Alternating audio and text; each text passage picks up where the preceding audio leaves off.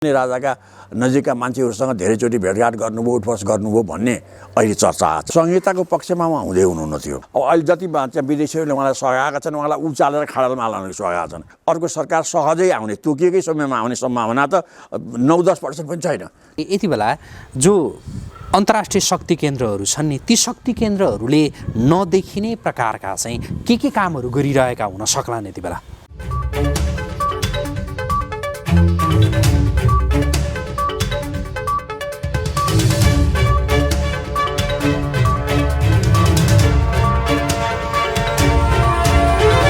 नमस्कार आदरणीय दर्शकवृन्द, AP news यात्राको यो अर्को एउटा विशेष संवादमा यहाँहरूलाई धेरै स्वागत छ। म रोहित भण्डारी। दर्शकवृन्द, आजको संवादमा हामीसँग हुनुहुन्छ वरिष्ठ वाम राजनीतिज्ञ राधाकृष्ण मैनाली। हामी उहाँसँग पछिल्लो विकसित राजनीतिक घटनाक्रमका सन्दर्भमा केन्द्रित रहेर कुराकानी गर्दैछौँ। यति बेला देशको राजनीति प्रतिनिधि सभाको पुनर्स्थापना या निर्वाचन भन्ने विषयमा ध्रुवीकृत भएको छ। प्रतिनिधि सभाको पुनर्स्थापना हुनुपर्छ भनेर नेकपाकै एउटा घटकले यति बेला सडक तताइरहेको छ र अन्य दलहरू पनि सडकमा छन्।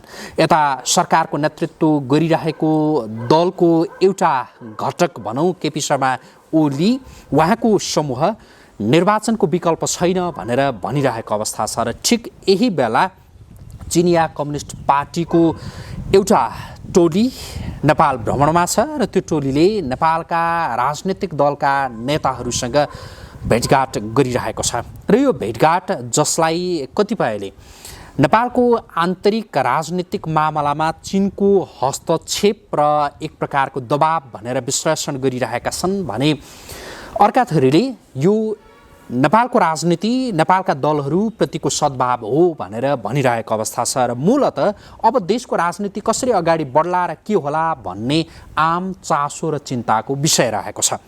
हामी यिनै विषयको सेरोफेरमा केन्द्रित रहेर हाम्रा आजका अतिथिसँग कुराकानी गर्दैछौँ। म उहाँलाई स्वागत गर्छु। स्वागत छ।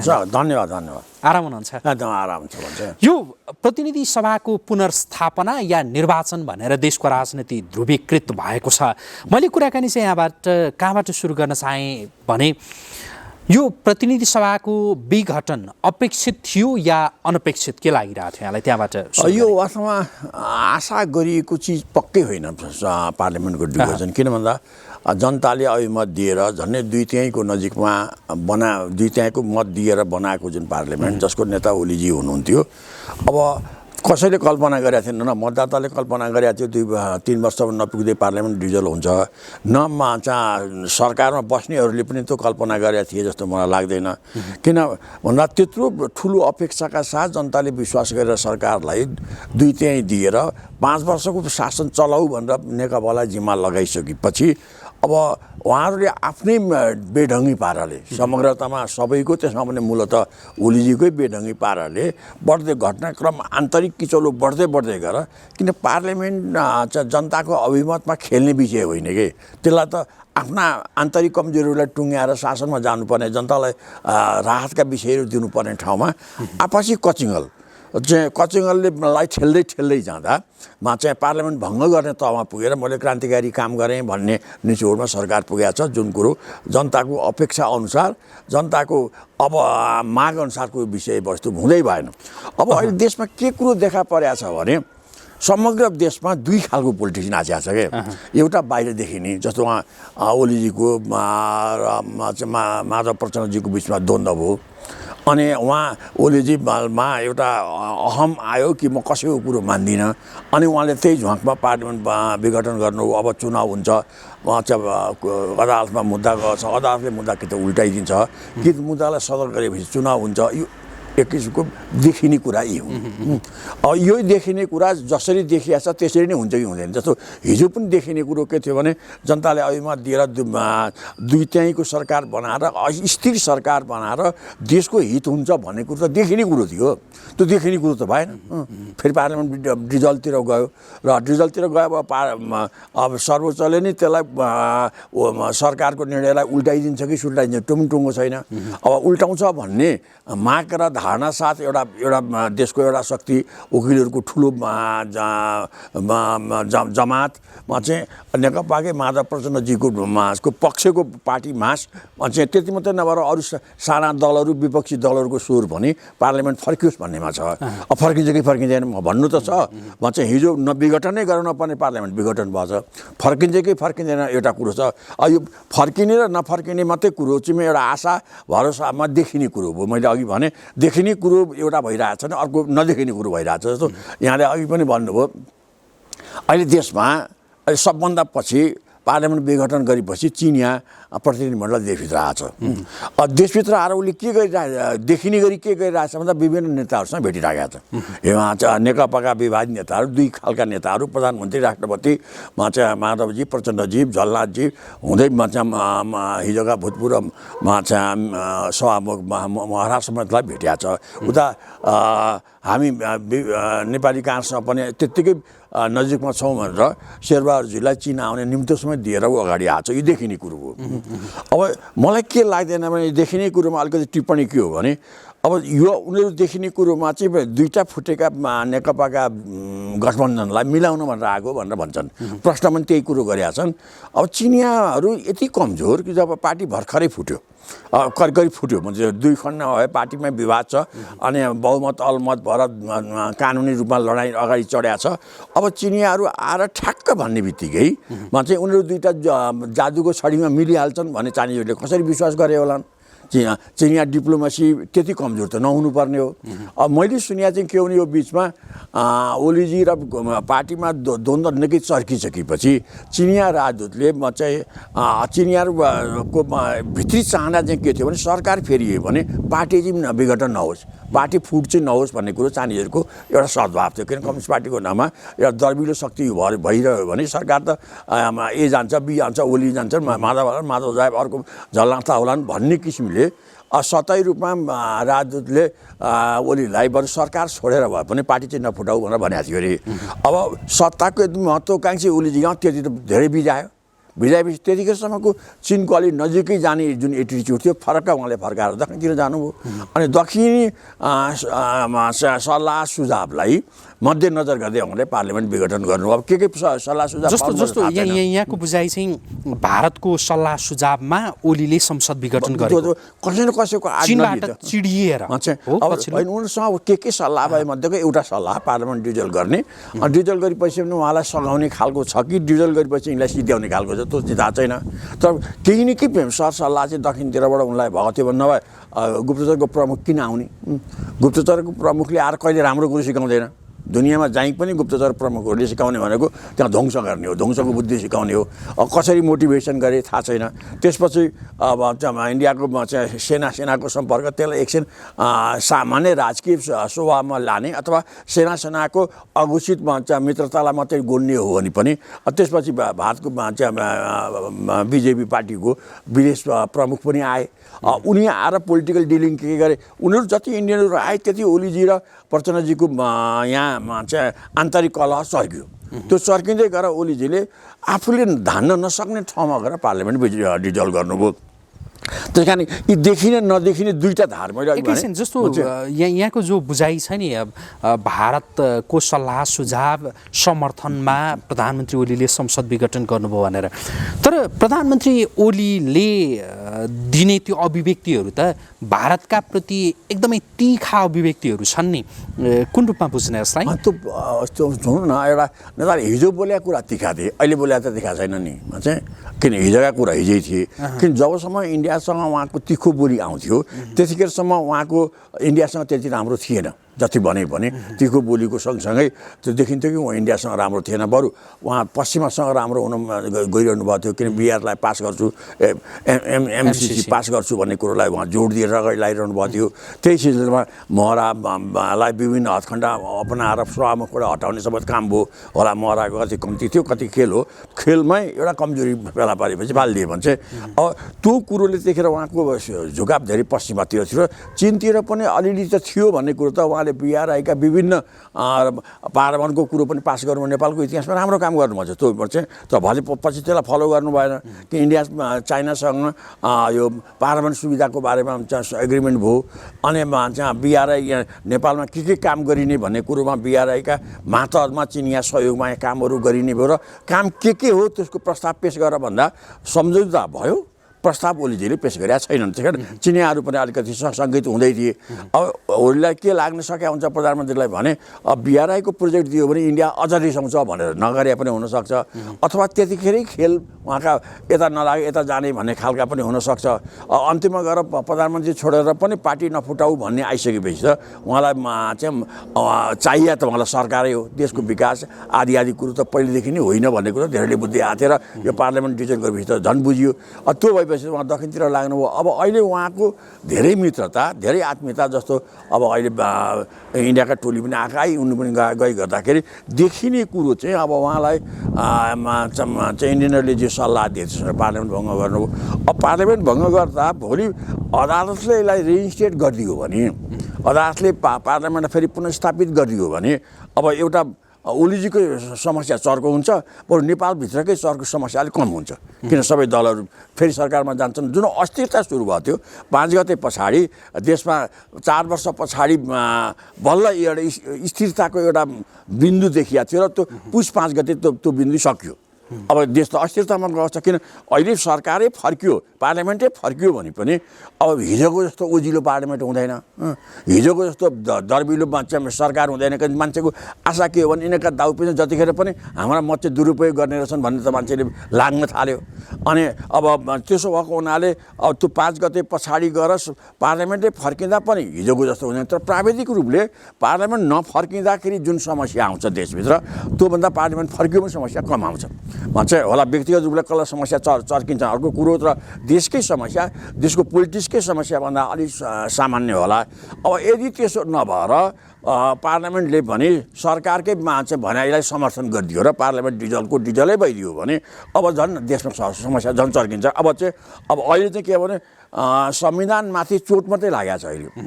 र अब सायद मलाई चाहिँ चुनाव हुने स्थिति आयो भने संविधानमाथि चोट मात्रै होइन कि त्यसमा चोइटा नै हुनसक्छ, खतमै हुनसक्छ। किन भन्दा अब तुरुन्तै सजिलो गरी चुनाव हुँदैन।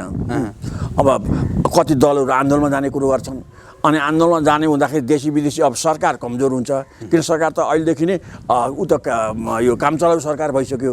अब अहिले मुद्दै परेको छ। उहाँले अब मन्त्रीमण्डलले हेरफेर गर्न नपाउने जस्ता कुराहरू पनि उठेका छन्। कर्मचारी सल्लाह परिवर्तन फेरबदल गर्न नपाउने जस्ता कुराहरू पनि उठेका छन्। भले यी कुरो अदालतले के भन्छ आफ्नो ठाउँमा छ, त्यति हुँदाहुँदै पनि मनोवैज्ञानिक रूपले अब यो काम चलाउ सरकारभन्दा हिजो पार्लियामेन्टको आडमा भएको 2/3 सरकार भने त्यो सरकारको प्रधानमन्त्रीको बोली नै ओजन हुन्थ्यो, बोली नै थर्किन्थ्यो। चाहिँ कर्मचारीदेखि र आर्मी सार्मी सबैले त्यसलाई एउटा सिस्टममा लिएर जान्थे भने चाहिँ अब काम चलाउ सरकार भनेपछि त्यो ओजनमा हुँदैन। उनको व्यक्तिगत सरकार भयो भने चाहिँ अब जनतासँग जोडिएको सरकार भएन। त्यस कारण त्यसले पनि एउटा अस्थिरता ल्याउने कुरोमा प्रशासन हिजोको जस्तो ओजपूर्ण रूपले गतिविधि गर्दैन, मुखले देखाउने मात्रै कुरो गर्छ।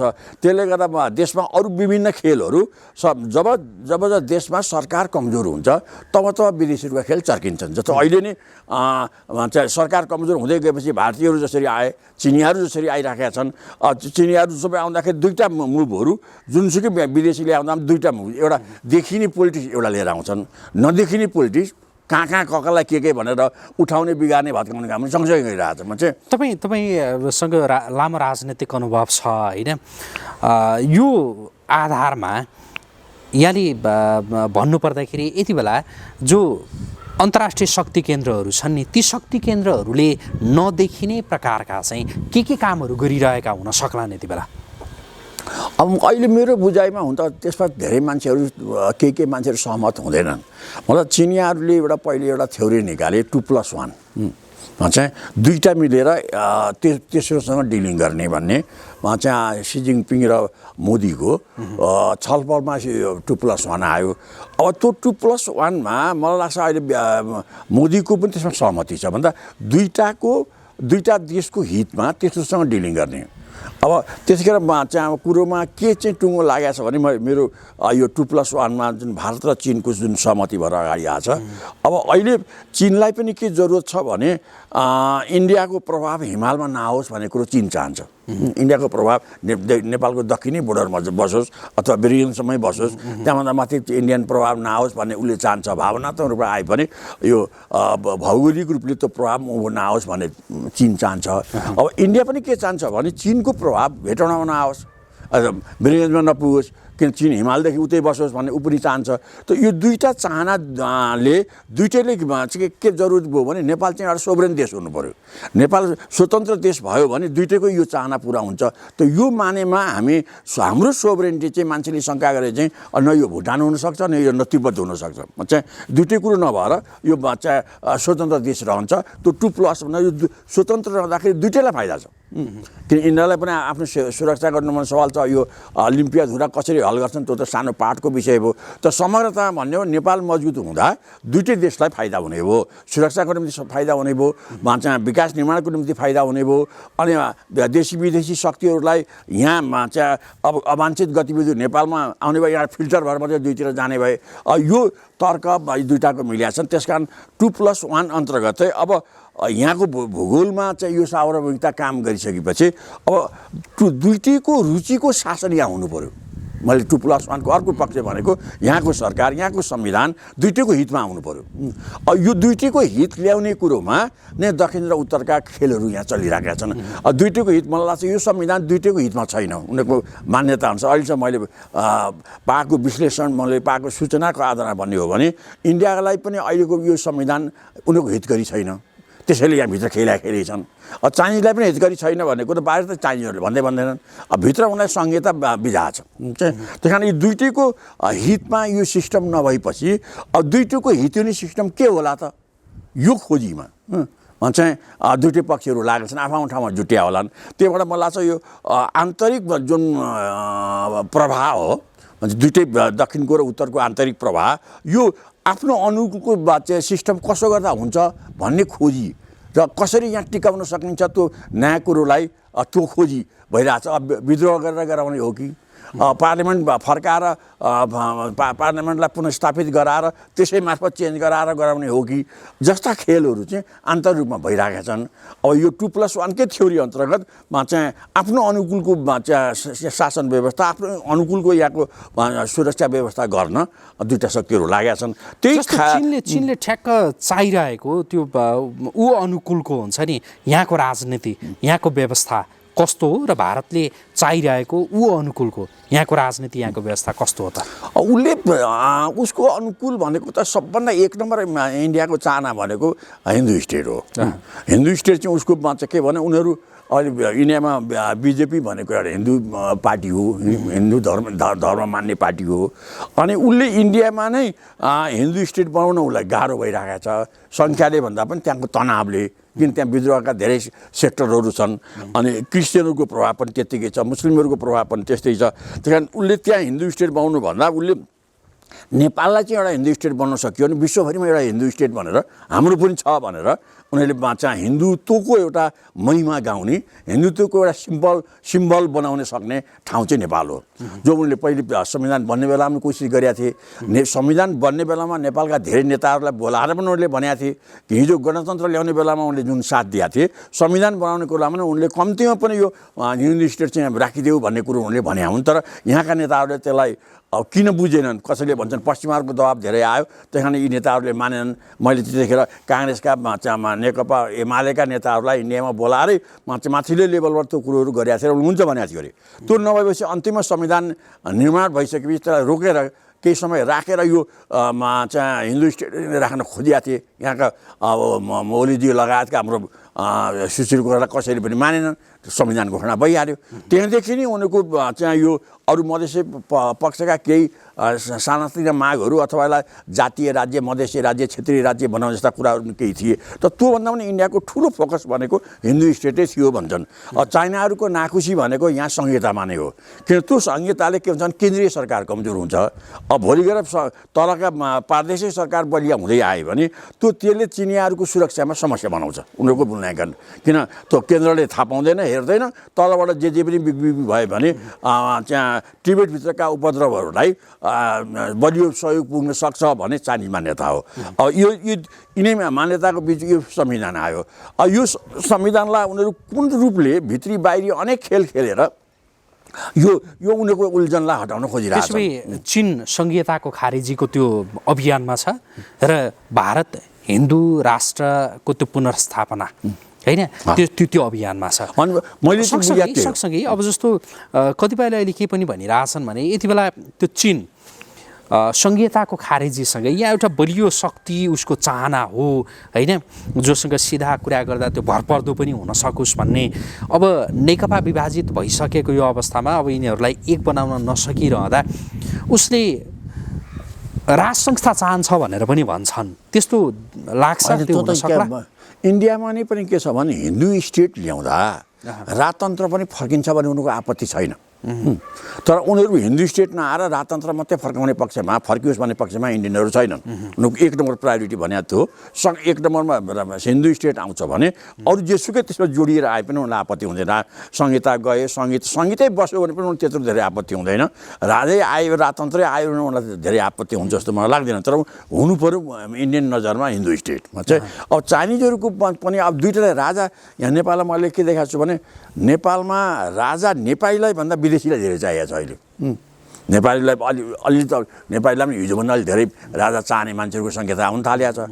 तर त्योभन्दा धेरै विदेशीलाई के भन्दा यहाँ सरकारको स्थायित्व भएन, राष्ट्रपतिको पनि स्थायित्व, राष्ट्रपति बनाएको छ, राष्ट्रपति एउटा पार्टीको कार्यकर्ता भएर पार्टीभित्रका विवादमा चम्की हिँड्न थालेको छ। अनि विदेश नीति राष्ट्रपतिले नै त्यसलाई एउटा स्थिर पोइन्टमा राख्नुपर्ने त्यो कुरो पनि भएको छैन।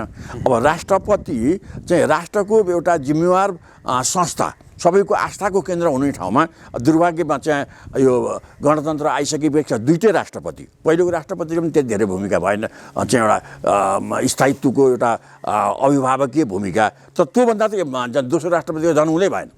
चाहिँ यो कुरोले गर्दा राष्ट्रपतिले अब यहाँ द्वन्द्व चर्किन थाले 12-15 वर्ष भइसक्यो।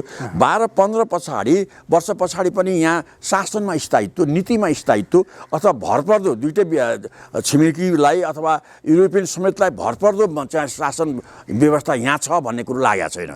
यही कारणले मलाई लाग्छ उनीहरू चाहिँ नेपाली जनताको चाहना अलि साइलेन्टमा छ। उनीहरूलाई चाहिँ के छ भने स्थायित्व नभएको हुनाले अब यहाँको सरकार जस्तो अहिले ओलीकै सरकार पश्चिमतिर पनि झुक्यो, चाहिँ एमसिसी पास गर्न खोज्यो, त्यो चिनको निम्ति सही छैन।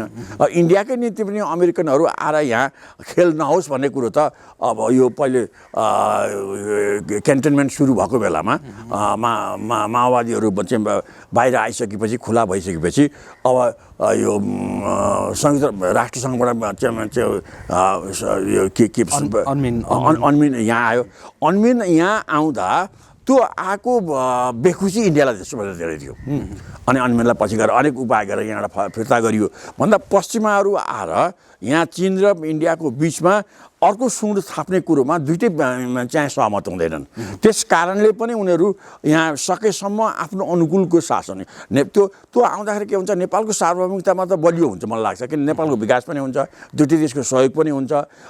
यहाँ एसियन शक्तिलाई फुटाउने खेल यहाँ पश्चिमाहरू आयो भने त्यो पनि हुन नसक्ने भयो। त्यही कारण पश्चिमाभन्दा पर राख्ने त्यो भनेर चाहिँ पश्चिमाहरू यहाँ आउने त क्रिस्चियनिटी बढाउने हो, क्रिस्चियनिटी बढाउँदै यहाँ भूमिका बनाउने हो।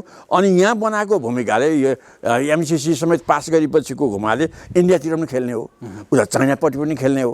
किन इन्डियातिर किन खेल्ने भन्दाखेरि पश्चिमाहरूले पहिले यहाँ माओवादी युद्ध जुन चलेको थियो, माओवादी युद्ध र पश्चिमाहरूको कुनै सैद्धान्तिक सम्बन्ध थिएन।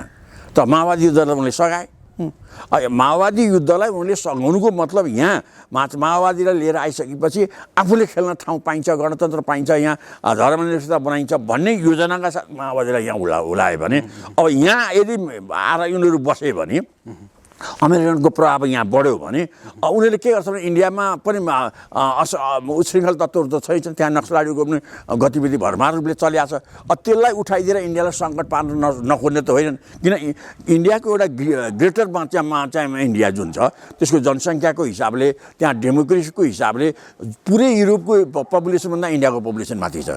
त्यसलाई एउटा हाउ इन्डियाको एउटा डेमोक्रेटिक हाउ त युरोपलाई चाहिँ थर्काउने खालको छ। त्यस कारण उनीहरू के चाहन्छन् भन्दा यसले भोलि गएर चाइनिज र चाहिँ इन्डियनको सहकार्य चाहिँ भारतीयहरूको सहकार्य नजिक भयो भने त एसियाको जुन शक्ति हुन्छ त्यो युरोपलाई पछार्ने हुन्छ। यो डरले पनि अहिलेदेखि नै यसलाई ठेगान लाउन, चाइनिजलाई ठेगान लाउन नेपालमा आउनु पऱ्यो, तिब्बतका गतिविधि सुरु गर्नु पऱ्यो, अनि इन्डियामा जानु पऱ्यो र इन्डियामा पनि उशृङ्खल गतिविधि बनाएपछि यी दुइटैलाई समस्यामा पारेपछि त एक पनि हुँदैनन्।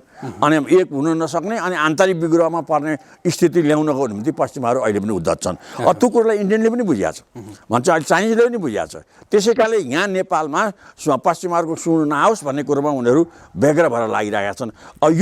यही खेलको एउटा पार्ट चाहिँ पश्चिमाहरू धेरै के भन्छन्, अहिले ओलीजी पश्चिमा क्याम्पमा गएर चाहिँ पार्लियामेन्ट विघटन गरे भन्ने केही साथीहरू भएको त सुन्छु, त्यो होइन। पश्चिमा क्याम्पमा गएर उनी गरे होइन। यही खेलमा यी दुइटैको हितार्थी चाहिँ यहाँ व्यवस्था ल्याउन, त्यो कसरी ल्याउँछन् सबै डिटेल त थाहा हुँदैन। भन्छ यहाँले भने जस्तै उनीहरू राजाकै बारेमा हिजोभन्दा अहिले पोजिटिभ छन्, दुइटै देश छिमेकीहरू हिजोभन्दा पोजिटिभ छन्। अनि यो संविधानमा संशोधन अथवा यसलाई सुधार गर्नुपर्छ, यसलाई ध्वंसै गर्नुपर्छ भन्ने मानेमा हिजोभन्दा अगाडि छन्।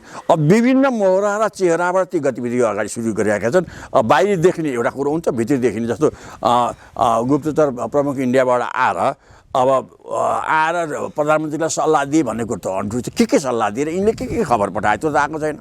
भन्छ त्यसले सार भने के भने ओलीजीलाई उचालेर पार्लियामेन्ट विघटन गर्ने दिशातिर लाँदै रहेछन् भन्ने कुरो अहिले पछि देखा पर्यो। भन्छ त्यो पार्लियामेन्ट डिजल्भ गर्दाखेरि पार्टी फुट्यो, अब चाइनिजहरूलाई पनि बाहिर देखाउने त नेकपा नफुटोस् भन्ने कुरो त उनले पनि चाहेका छन्। त्यति मात्रै हो कि अरू पनि छ? यो त्यति फुटोस् भन्नको लागि यहाँ गोप्य गतिविधि गर्नु पर्दैन थियो, सुरक्षा नलिकन बस्नु त पर्दैन थियो। किन जुन नेताहरूसँग कुरो गर्थे ती त सबै पुलिस गार्ड राखेरै बसेका छन्। उहाँले भेटेका मान्छे मध्येमा कोही पनि पुलिस गार्ड नभएको नेता छैन। मैले त्यहाँ के गोप्य भित्र गरेका कुरो बाहिर आउँदैन थियो, भेट्न गएको कुरो सबै खुलिहाल्थ्यो भनेपछि उनीहरू यो सुरक्षा नलिएर आउनु पर्ने र भेट्नु पर्ने बस्नुपर्ने कुरो त थिएन। त्यस कारण मलाई चाहिँ त्यो देखाउने कुरो साथ नदेखाउने कुरो पनि केही छ कि त्यो त अहिले नै अनुमान गर्न त सकिँदैन।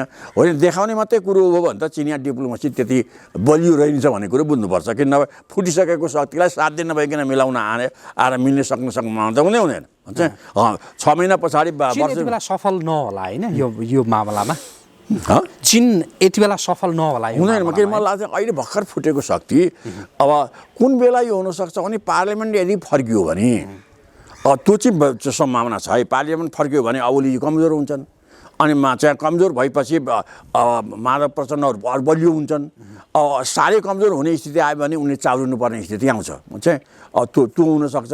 त्यो होइन भित्रभित्र खेल त्यो पनि मिलाएको छ भने, किन ओली बाटै मध्येमा पर्छन्, दाउपेच खेल्ने नेताहरू मध्येमै उनी सिनियर रूपमा पर्छन् भनेपछि त्यो पनि मिलाएरै गरेका छ कि त्यो त टुङ्गो छैन। भन्छ अब त्यसो नभएर पार्लियामेन्ट फर्क्यो एकता भने पार्लियामेन्ट फर्क्यो भने एकता हुनसक्छ। किन यो त माधव प्रचण्ड पनि त्यही भन्दैछन्। भन्छ किन पार्लियामेन्ट फर्केपछि त ओलीजी प्रधानमन्त्रीमा रहँदैनन्, ओलीजी प्रधानमन्त्रीमा नरहेपछि त कुरो त सजिलो गरी मान्छे टुङ्गिने भयो।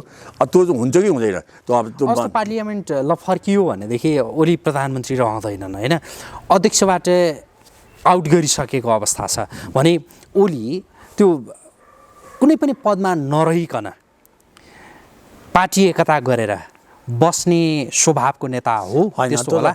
त्यो जम्मै त अब डिटेलमा मैले अहिले नै कसरी थाहा पाऊँ, तर स्वभावले भन्दा पनि स्थितिले बाध्य पार्छ क्या। उहाँको स्वभाव त सबै देशको हालिमुहाली राजाभन्दा माथिको मै हुँ भन्ने उहाँलाई लागेकै छ। त्यो त गतिविधिले देखाएको छ। मैले यही कुरोलाई मैले धेरैचोटि भनिसकेँ, कति दोहोऱ्याउँ र भन्छ तर त्यति हुँदाहुँदै पनि स्थितिले बाध्य पार्यो भने त त्यो ठाउँमा त जानै पर्यो होला। त्यतिखेर पार्टी अध्यक्ष अथवा स्थायी कमिटीमा बसेर हुन्छ, अथवा त्यतिखेरै ओलीलाई फेरि तिमी पूर्वबाट हाम्रै नेतै छौ सबैबाट हात जोड्न आयो भने त्यो पनि हुने भयो।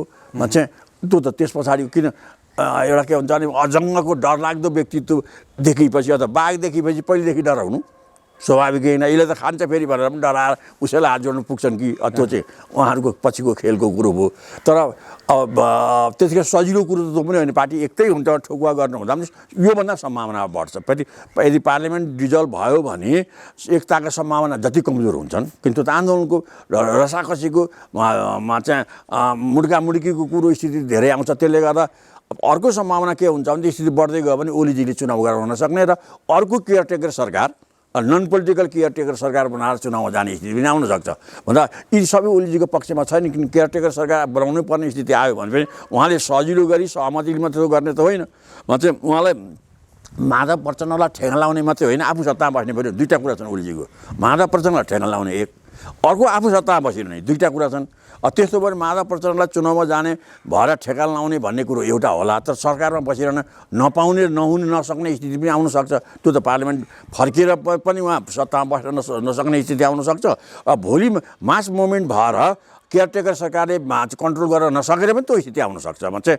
अब होइन यी सबै केही भएनन् सामान्य रूपमा उहाँले सोचे जस्तै पार्लियामेन्ट भङ्ग हुन्छ अनि चुनाव हुन्छ अनि चुनावमा जसले मेजोरिटी ल्याउँछ त्यसले सरकार बनाउँछ भने त सामान्य प्रक्रिया हो र स्थिर सरकार स्थिर सिस्टम भएको ठाउँमा त्यो हुन्छ भने तर हाम्रो जस्तो देशमा जहाँ दुईटै छिमेकी देशहरू हाम्रो सिस्टमप्रति हाम्रो अहिलेको संविधानप्रति सन्तुष्ट पनि छैनन् अनि यहाँको सरकार स्थिर पनि छैन अनि यस्ता आन्तरिक दाउपेच खेलिरहेका छन् चलिरहेका छन् यो सामान्य प्रक्रियाबाट देश अगाडि बढ्ने सम्भावना छ कि छैन धेरै कम छ किन मैले धेरैचोटि भनेको छु पुस 5 गतेदेखि देश अस्थिरताको भँगेरीतिर गयो किन त्यहाँसम्म त होला पार्टीभित्रको खिचखिच थियो पार्टीभित्रको खिचखिच पार्टीकै नेताले टुङ्ग्याउने हो चाहिँ कसरी टुकाउनु पर्थ्यो भने अब त्यो त्यसमा सबभन्दा एक नम्बर जिम्मेवार जो छ उसले अलिकति आफ्नो दिलको चाहिँ उदारता देखाउनु पर्थ्यो किन घरको मूल अभिभावक उदार भएन भने घरमा झगडा भइरहन्छ उदारमा घरवाला भयो भने खानामा जसलाई पुगेको छैन जसलाई लुगा कपडा पुगेको छैन त्यो पुर्याउनेतिर गयो भने त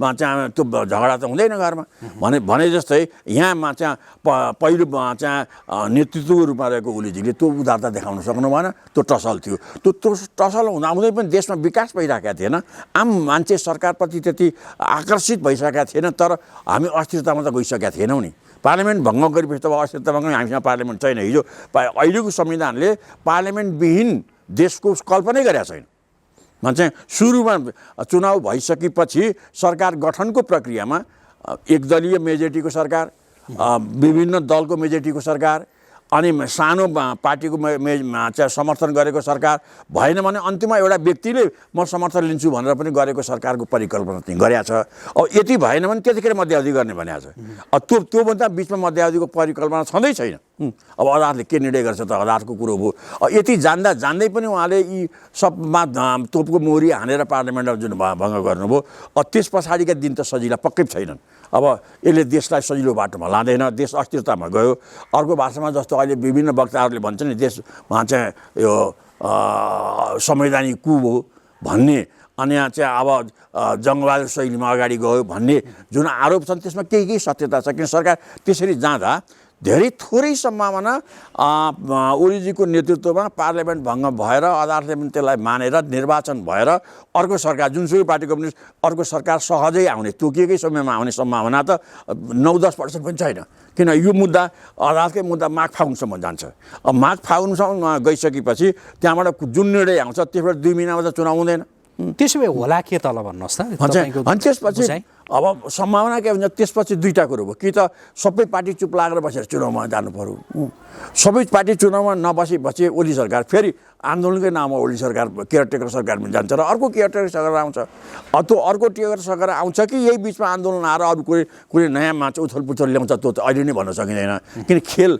मैले अघि पनि भने विदेशीहरूका खेल मान्छे हिजोभन्दा धेरै बढेका छन् चाहिँ दक्षिणतिरबाट अब अहिले पनि विदेशी भारतीय मित्रहरूको टिम फेरि आउँदैछ भन्ने हल्ला सुन्छु कति हो कति होइन अब त्यो चिनियाहरू जाने बित्तिकै विदेशी इन्डियन खेल पनि आयो भने फेरि उनले पनि एउटा कुनै चुकुल त यहाँ ठोकेरै जाने हो जो आए पनि चुकुल ठोक्ने भएपछि त यहाँको कमजोर मानसिकताका नेताहरू जो पनि आफ्नो सत्ता आकाङ्क्षामा भरपुर लागेका छन् उनीहरूले मात्रै यो सबै चुकुललाई भाँच्न सकेर देश टिक्न सक्ने शासन टिक्न सक्ने स्थिति आउँदैन भनेपछि विदेशीहरूको रणनीति अब कस्तो बन्छ नेपालको राजनीति त्यसैमा नै निर्भर होइन नेपालको स्थायित्व भनेको विदेशीहरू उनीहरूले आफ्नो अनुकूल यहाँको सिस्टम बनाउन खोजेपछि अनुकूल भइदिएन भने त यहाँ त उपद्रव त भइहाल्ने भयो सजिलै अनुकूल हुन किन ओलीजिसम त्यो पावर छैन पार्लियामेन्ट छैन उहाँले भन्ने बित्तिकै चाहिँ अब उहाँको आदेश चल्ने दिन त गए आदेश चल्ने दिन गइसकेपछि उहाँले भन्नुभयो भने पनि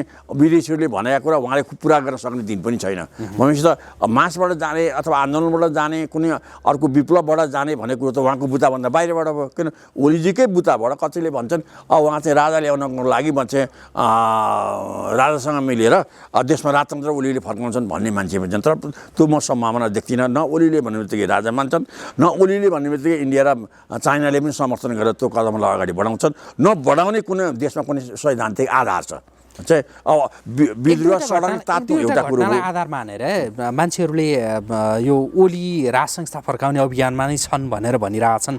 जस्तो राष्ट्रपति विद्यादेवी भण्डारी र पूर्व राजा ज्ञानेन्द्र शाहको त्यो पारिवारिक जुन कार्यक्रमहरूमा जुन खालको जमघट भयो होइन, राष्ट्रपतिको छोरीको विवाहमा पूर्व राजा आउने, पूर्व राजाको नातिको व्रतबन्धमा राष्ट्रपति जाने, यो हेर्दाखेरि चाहिँ राज संस्था फर्काउने अभियानमा प्रधानमन्त्री राष्ट्रपति नै लागिरहेछन् भनेर पनि कतिपयले त्यो भने। यसलाई चाहिँ कुन रूपमा बुझ्ने? मैले त्यसलाई त्यस रूपमा भन्दा भने अब हुन त सबै कुरोमा एउटा म्याच्युरिटी राष्ट्रपतिले देखाइनन्। उनले जो चाहिँ हिजोको भूतपूर्व शासक जो देशमै बसिया छ, शान्तिपूर्ण रूपले बसिया छ भने उसँग एउटा सामान्य एउटा देशको विशिष्ट नागरिकको हैसियतले सम्बन्ध राख्नु नराम्रो कुरो चाहिँ होइन। किन ऊ पनि विप्लवमा विद्रोहमा लाग्या भए, देशमा कचिङ्ग लाग्न खोज्या भए, बम बारुद पटाउन खोज्या भए त्यो बेग्लै कुरो हो। हिजोको शासक त हो, राजालाई हिजो राजा थिएन भन्न सक्ने त हैसियत छैन। तर उनी शान्तिपूर्ण रूपले भद्र रूपले बसेका छन् भने चाहिँ त्यो भद्रतामा एउटा भद्र रिलेसन राख्न खोज्नु नराम्रो होइन। तर अरू राष्ट्रपतिका गतिविधि त्यो भद्रताका छैनन् कि। त्यो भद्रताभन्दा यो अरू कुरोहरू पनि राष्ट्र संस्था फर्काउनका लागि भन्दा पनि त्यो एक खालको भद्रता, त्यो भद्रता मैले बुझाएको चाहिँ भद्रता नै हो। किन भद्रतालाई अरू ठाउँमा पनि प्रयोग गर्नु पर्थ्यो। ठिक छ, राजासँगको डिलिङमा अथवा हिजोका भूतपूर्वहरूसँगको डिलिङमा भद्रता ल्याउनु एउटा कुरो हो। साथसाथै एउटा राष्ट्रपतिको भूमिका पनि त्यो भद्रतामा चल्नु पऱ्यो नि। सरकारले ल्याएका जुनसुकै कुराहरूमा पनि छानबिन विचार विमर्श गरेर चाहिँ अनि पार्टीका चाहिँ आन्तरिक कलहमा आफ्नो हात नहालेर, राष्ट्रपतिको भूमिका त्यो होइन। हिजो उहाँ पार्टी कार्यकर्ता हुँदा त्योभन्दा धेरै गर्न सक्ने हुन्थ्यो होला पार्टीका भूमिकामा। अब त्यो चट्टक्कै छोडेर आइसकेपछि त उहाँले मसित नआऊ, त आफ्नो तपाईँहरू आफूले मिलाउने हो, मैले त म राष्ट्रपतिको भूमिका निभाउँछु भनेर बस्नुपर्ने हो। त्यसो गरे उहाँ राष्ट्रपति हुन्थ्यो। आखिर देशी विदेशीले पनि उहाँलाई धेरै सम्मान दिन्थे। देशभित्रकै प्रेस पत्र जगत यहाँका बौद्धिक समूहलाई पनि उहाँलाई सम्मान गर्थ्यो।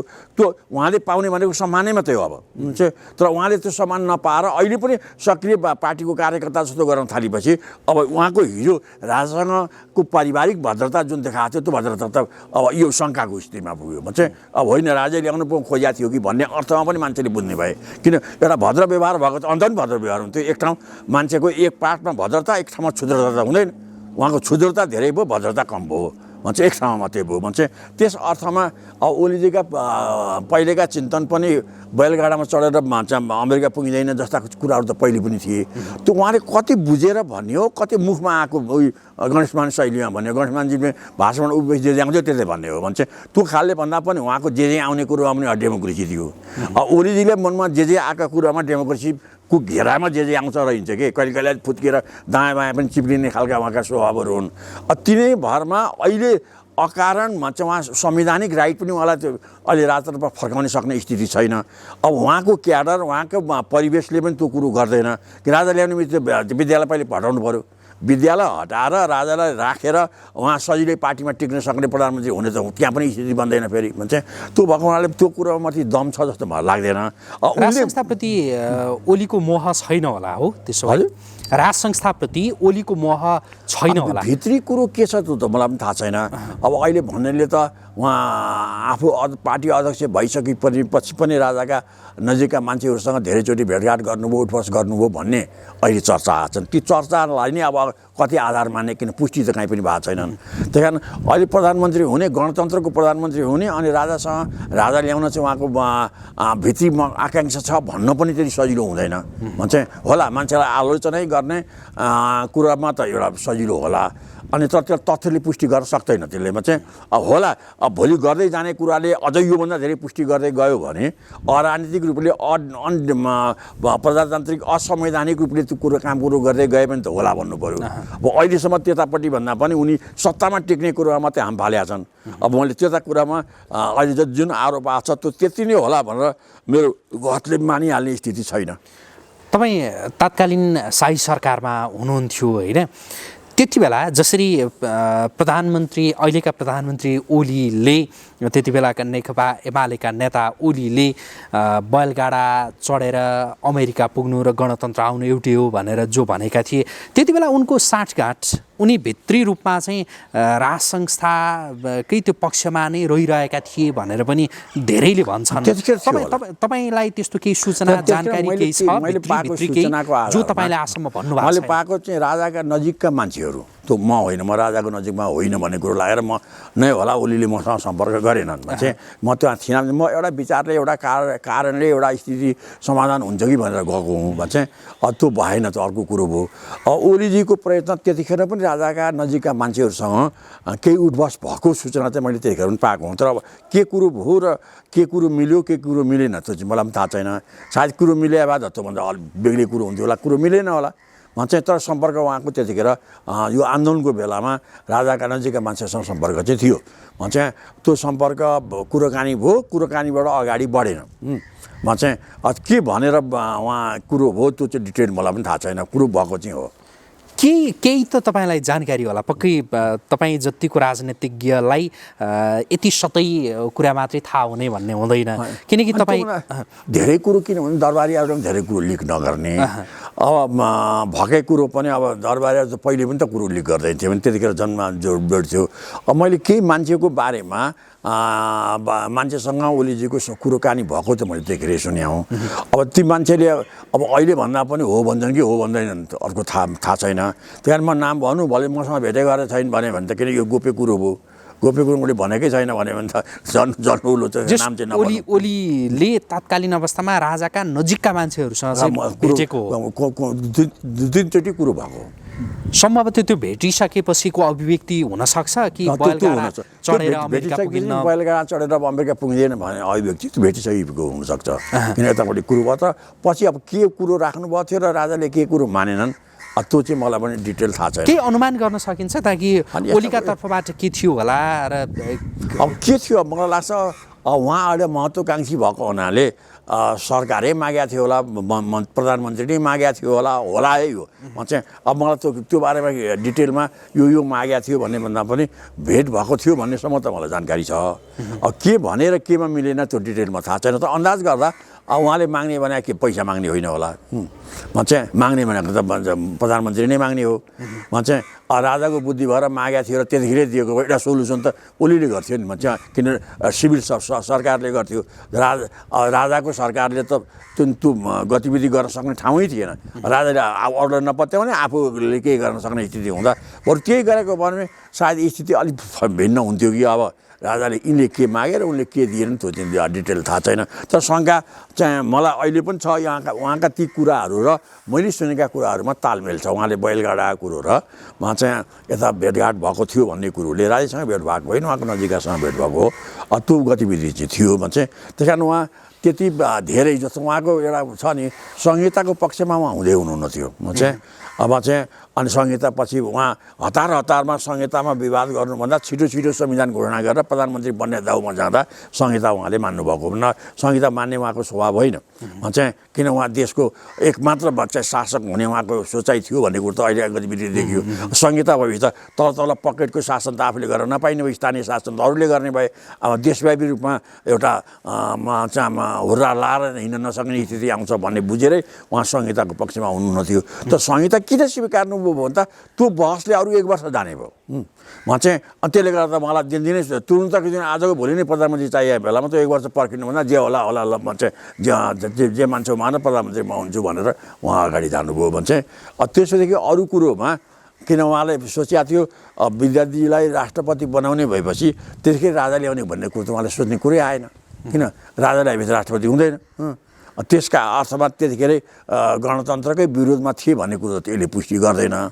अब अहिलेका पछिका तर कुराहरू विद्यादेवी भण्डारीलाई राष्ट्रपति बनाउने भन्ने विषय त निकै पछाडिको विषय हो नि त होइन? त्यति बेला त होइन, उहाँको मनमा पहिलेदेखि लाग्यो भने चाहिँ उहाँको सोची विचारी दुईटाको बिचमा म यसो गर्छु त यसो गर्ने भन्ने कुरो भएरै त्यो उहाँ प्रधानमन्त्री हुँदा नहुँदै यो कल्पना उहाँले गरिसक्यो हो। किन उहाँ प्रधानमन्त्री भएपछि राष्ट्रपति भएको के अरे चाहिँ त्यो उहाँको पहिलेदेखि योजना हो। किन यस्तो योजनामा उनी दुईटा कुराहरू पहिलेदेखि नै मिल्थे र पहिलेदेखि नै हुन्थे र त्यतिखेर अब त्यो पहिलो राष्ट्रपति बनाउने बेलामा रामवरण बनाउने बेलामा त उहाँ पावरमा हुनुहुन्न थियो। रामवरणमा सुशीलहरू हुन्थे। त्यो चाहिँ पछि उहाँ पावरमा आउने बित्तिकै त उहाँलाई दोहोऱ्याएर त राष्ट्रपति बनाउनमा अप्ठ्यारो मान्नु भएन। किन एउटा मान सम्मानको लागि विद्या मदनको विडोलाई राष्ट्रपति बनाऊ भनेर लाने हो भने एउटा कुरो ठिकै थियो। फेरि अर्कोचोटि पनि दोहोऱ्याउँ भनेर जुन गए त्यो के हो भने एउटा कठपुतली राष्ट्रपति बनाउने कुरोमा उहाँ पुगे हो र भयो पनि त्यस्तै चाहिँ। अब अहिले देशी विदेशीहरूले पनि नपत्याउने, चिनियाहरूले त सबभन्दा धेरै विद्यालाई पत्याउँछ। किन चिनिया राष्ट्रपति आएर पनि विद्यासँग कुरो गरे, त्यतिखेर पुरा कार्यकारी राष्ट्रपति जस्तो गरी भाषण दिए, सारा कुरा कुनै गरे।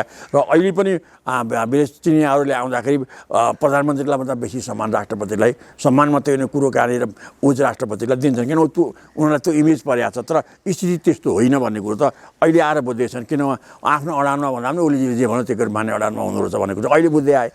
चाहिँ अब चाहिँ नभए यही पार्लियामेन्ट भङ्गको प्रस्ताव ठिक छ, लु क्याबिनेटले भनेपछि उहाँले मान्नु पर्थ्यो अरे, त्यसलाई छलफल गराउनु पर्थ्यो, वकिलहरू बोलाएर सल्लाह गर्नु पर्थ्यो। अब न्यायालयले मान्थ्यो भने न्यायालयले सुझाव देऊ भन्नुपर्थ्यो। किन संविधानमा लेखा त छैन। उहाँले के बुझ्नु भने ल्याउने म सही गरेँ, तिम्रो अभिष्ट जे हुन्छ म त्यसमा आँखा चिउलेर सही गर्छु भनेर चाहिँ उहाँले मानेपछि नै यो स्थिति आयो। जसले गर्दा उहाँ भन्दामा देशमा अस्थिरता पनि आयो। र एकछिन मानुस नेता फेरिने मात्रै ठुलो कुरो होइन। भोलि विद्या फेरिनु हो, ओलीजी फेरिनु भयो र पनि देशमा स्थायित्व आयो भने त यो ठुलो कुरो होइन। त्यसै नभएर स्थायित्व झन् अस्थायित्व चाहिँ बढ्दै गएर देशमा गएर सङ्कट चर्किँदै गयो भने त्यो जिम्मेवार त राष्ट्रपति नै हुनुपर्ने स्थिति आउँछ। त्यो कुरो त उहाँले त्यतिखेर केलाउनु भएन, बुझ्नु भएन, त्यो दिमागमा त्यो आएन। जसरी नै ओलीले सघाउने भन्ने कुरो भन्दा पर्थ्यो। राष्ट्रपति भनेको चाहिँ सरकारमा पनि राष्ट्रपति विद्याजी अनि प्रधानमन्त्री ओलीजीलाई सघाउने मात्रै कुरो भयो क्या। चाहिँ त्यहाँ छलफल गराउने र एउटा स्थायित्व राख्ने कुरो भएन। चाहिँ त्यही कारणले यो सङ्कट झन् चर्किँदै अगाडि गएको छ। ओलीलाई एकदमै नजिकबाट यहाँले जतिहरू कसले चिनेको होला र होइन? अब जस्तो ओलीको स्वभाव प्रवृत्ति यो सबैलाई हेर्दाखेरि अब जस्तो अहिलेको सङ्घीयता उहाँलाई मन परिरहेछ नि, यो सङ्घीयता मन परिरहेछ नि, उहाँको मनको यो कुरै होइन होइन। उहाँले प्रधानमन्त्री बन्नका लागि यो स्वीकार्नु भयो भनेर अघि यहाँले भन्नुभयो। र पछिल्लो पटक एउटा अभिव्यक्ति प्रधानमन्त्री ओलीको सार्वजनिक भएको छ कि प्रदेशका सरकारहरू चलाउन थालियो भने त्यसपछि कस्तो स्टेप चाल्नुपर्छ त्यो मलाई थाहा छ भन्ने आशयले उहाँले त्यो अभिव्यक्ति दिनुभएको छ। त्यस्तो आशयको अभिव्यक्ति आएको छ। अब प्रधानमन्त्री ओलीले चाल्न सक्ने स्टेप के हुन सक्ला? उहाँलाई एकदम नजिकबाट यहाँले उहाँका आनी बानी स्वभाव सबै बुझेका कारणले केही अनुमान पक्कै गर्न सकिन्छ। मलाई लाग्छ पछिल्लोचोटि यो 5 गते पछाडि त देखिनै थाले उहाँले प्रान्तीय सरकार विघटन गर्नुहुन्छ। अब यो जब तल मन्त्री फेरिने कुरो, मुख्यमन्त्रीहरू फेरिने जुन कुरो आएको छ, एक ठाउँ दुई ठाउँको मुख्यमन्त्री फेरियो भने त्यो मलाई संविधानका धारा त जम्मै थाहा छैन कुन धारा टेकेर अब त्यहाँको संसद भङ्ग गर्ने। अब अहिले नै संहिता खारिज त गर्नुहुन्छ जस्तो लाग्दैन, किन आधार पनि छैन। चाहिँ पार्लियामेन्ट डिजल्भ गर्ने त घुमाएर राष्ट्रपतिले गभर्नरलाई आदेश दिने, गभर्नरले त्यो आदेश लागू गर्ने कुरो हुनसक्छ। चाहिँ त्यो त संविधानमै होला। त्यो खिलामा जाने भने के हो भने उहाँ काहीँ पनि चाहिँ विपक्षीहरूलाई चल्न खेल्न दिने स्थितिमा, जस्तो विपक्षी चाहिँ 2-3टा चाहिँ मुख्यमन्त्री विपक्षीका भयो भने त्यहाँ चाहिँ मेरो पकड कमजोर हुन्छ भन्ने नाउँमा पनि त्यसलाई उहाँले भङ्ग गराउने ठाउँमा जानु होला। किन यो पार्लियामेन्ट भङ्ग गरेको स्वरूपले त्यहाँ पनि भङ्ग गर्न सक्ने सम्भावना छ। चाहिँ उहाँको मन त्यतापट्टि जान सक्छ। त्यो संवैधानिक गैर संवैधानिक अहिलेको पोलिटिक्समा पचाउन सकिने नसकिने के हुन्छ भन्ने भन्दा पनि त्यो भङ्ग गरिदिएपछि विपक्षीहरूलाई ठेला लगाइन्छ। जस्तो अहिले पार्लियामेन्ट भङ्ग गरेर उहाँकै कार्यकर्तालाई पनि त अप्ठ्यारो त परेको छ नि। चाहिँ त्यसै अब त्यो अप्ठ्यारो गर्दा गर्दै पनि केही मान्छे त लागेका छन्। अब भोलि पार्लियामेन्ट फर्केर आयो भने त उहाँको दुर्दशा हुन्छ।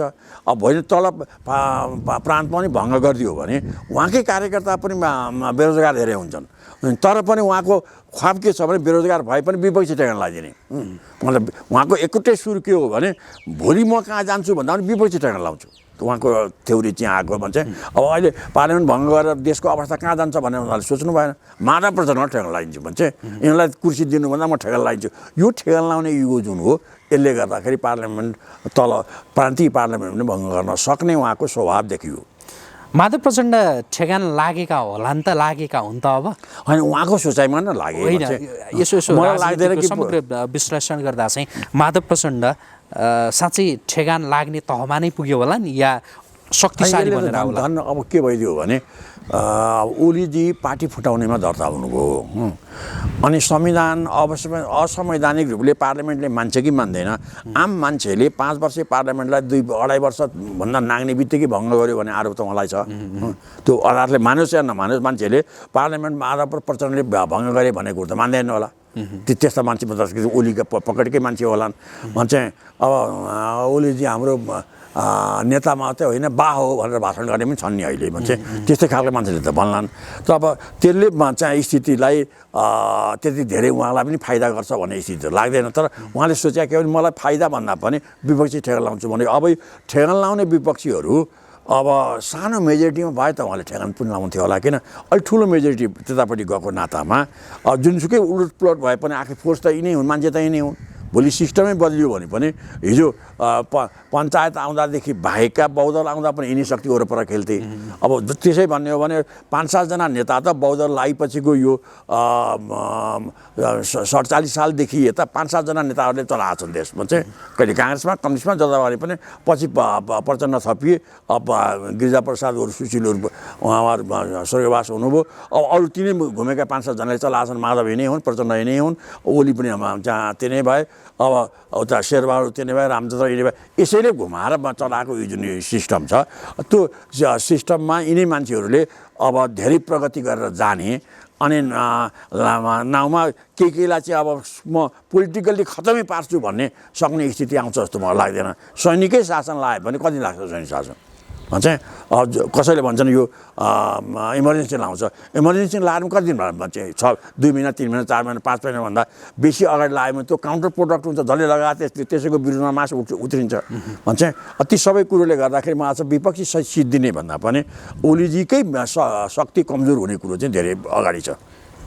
यो एक हिसाबले त्यसो भएदेखि ओलीले चालेको आत्मघाती कदम हुनसक्छ होइन? त्यो त मान्छेले वैधानिक रूपले नमाने मात्रै आत्मघाती कदम त अहिले नै छँदैछ नि। भोलि मैले अघि भने पार्लियामेन्ट फर्केन भने पनि यो ढिलो छिटो गरेर आत्मघाती नै साबित हुन्छ। किन त्यही गरी उहाँले सजिलै चुनाव गर्न सक्नुहुन्न, किन विपक्षी सजिलो बल्दैन। अब शक्ति विदेशी शक्तिहरू पनि यहाँ लाग्छ।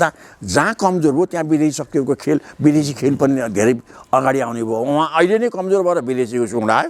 योभन्दा केयरटेकर सरकारमा पार्लियामेन्टबाट पनि पार्लियामेन्ट फर्किँदैन, सर्वोच्चबाट पनि पार्लियामेन्ट फर्किँदैन भन्ने टुङ्गोमा पुगेपछि त झन् उहाँ कमजोर हुनुहुन्छ। झन् विदेशीका चलखेल अगाडि हुन्छन् भन्दा त जति विदेशीका चलखेल अगाडि हुन्छन् त्यति ओली नै कमजोर हुनुहुन्छ। मलाई लाग्दैन कि अब दुइटै हाम्रा विदेशी शक्ति अथवा पश्चिमा सबै तिनटै शक्ति अब ओलीजीलाई काँध हालेर फेरि उहाँलाई पावरमा लान लाग्छ जस्तो मलाई लाग्दैन। किन उहाँको त्यो क्षुद्र वचनले र उहाँको स्वभावले हेर्दाखेरि सबै विदेशीहरू उहाँको पक्षमा विश्वासिलो भएर अँगालो हालेर जाने स्थिति अहिले पनि छ नि, भोलि पनि हुँदैन। त्यही कारण उहाँ फेरि सत्तामा फर्किने स्थिति त छ जस्तो मलाई लाग्दैन। ओलीको राजनीतिक भविष्य अलिक कमजोर हुँदै गयो त्यसो भए होइन? पहिलेभन्दा कमजोर हुँदै योभन्दा कमजोर हुन्छ भन्छ।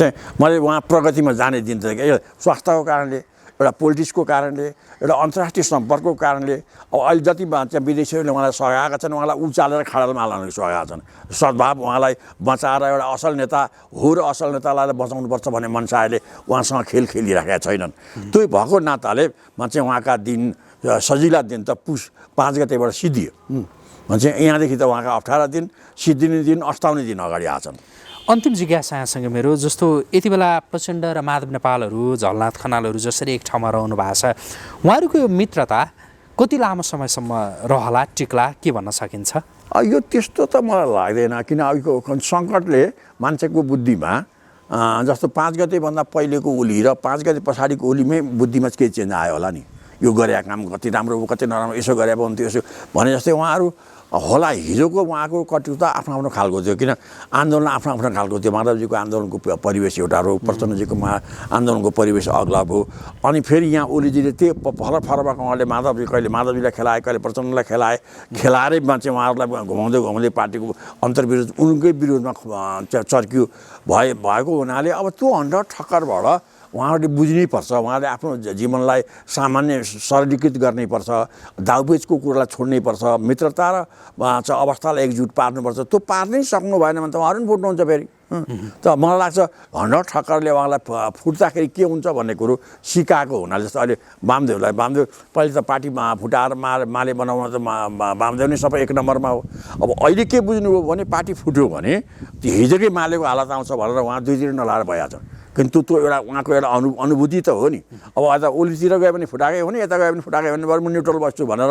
अब कसरी चाहिँ पार्टी युनिटी गर्नुपर्छ भनेर थ्योराइज गर्नुभएको छ उहाँले भनेकै मान्नेमा त हिजै फुट्दैन थियो नि त्यही कारण अहिले उहाँले भनेको माधव चाहिँ ओलीले मान्छन् भन्ने मलाई अहिले लाग्दैन त्यही कारण छुट्टै एकता हुन्छ जस्तो मलाई लाग्दैन त्यस्तो जादुगरी नै छडी भयो भने बेग्लै हो त्यस कारण जादुगरी छडी नहुँदा मलाई चाहिँ माधव प्रचण्डको बिचमा पनि तुरुन्तै बिग्र होला किन हिजो प्रचण्डको र ओलीजीको एकता हुँदा चाहिँ उहाँले यति हन्डर ठक्कर खाएको थिएन नि यति हन्डर ठक्कर खाएपछि अब अलिकति बुद्धि पक्कै पनि माधव प्रचण्ड पलाएको छ र पलाएको हुनुपर्छ मान्छे हो मान्छेको त्यो चेतनाले अब फुट्यो भने त हाम्रो झन् सर्वनाश हुन्छ भन्ने लाग्यो होला त्यो भयो भने नफुट्न सक्छ अब होइन हिजोकै यस्तो साँड भयो भने त फुट्छ नि अब कसको के लाग्छ हुन्छ आजका लागि कुराकानी यति गरौँ जुन समय दिनुभयो यसका लागि यहाँलाई धेरै धन्यवाद हुन्छ मेरा केही मनका पोख्ने तपाईँको टिभी मार्फत मौका दिनु त्यसको निम्ति म तपाईँको सम्पूर्ण परिवारलाई धन्यवाद दिन चाहन्छु आदरणीय दर्शकवृन्द हामी कुराकानी गर्दैथ्यौँ वरिष्ठ वाम राजनीतिज्ञ